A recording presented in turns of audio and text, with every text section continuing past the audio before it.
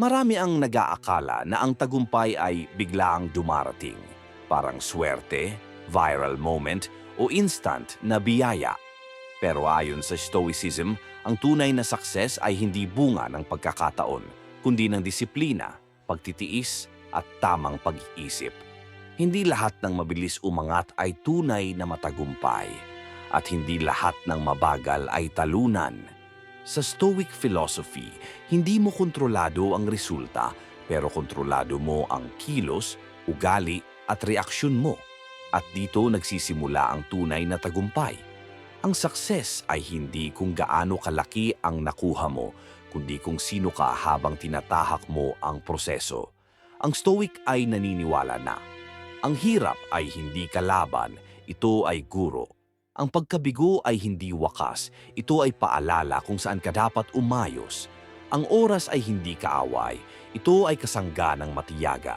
Kung ginagawa mo ang tama kahit walang nakakakita, kung nagpapatuloy ka kahit walang pumapalakpak, yan ang simula ng tunay na success.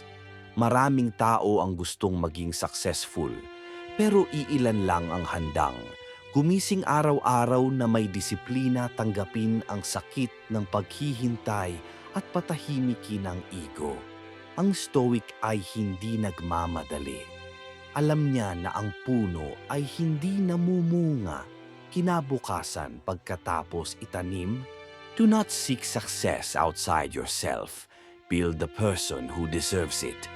Ibig sabihin, kapag inayos mo ang sarili mo, susunod ang tagumpay ng hindi mo hinahabol. Ang tunay na tagumpay ay hindi palaging mayaman, sikat o makapangyarihan. Minsan ang success ay kaya mong kontrolin ang emosyon mo, hindi ka natitinag ng inggit at hindi ka sumusuko kahit walang kasiguruhan. Ang Stoic success ay panalo kahit tahimik. Kung pakiramdam mo ay mabagal ang progreso mo, huwag kang panghinaan ng loob. Baka hindi ka nahuhuli, baka hinahasa ka pa. Magpatuloy ka, hindi lahat ng tahimik ay talunan, at hindi lahat ng maingay ay panalo. Ang tunay na tagumpay ay dumarating sa taong handang maghintay habang ginagawa ang tama. Huwag kalimutang mag-subscribe, share, and like kung nagustuhan mo. Ang mga ganitong video, thank you and God blessed, by Mary Jane Villanueva.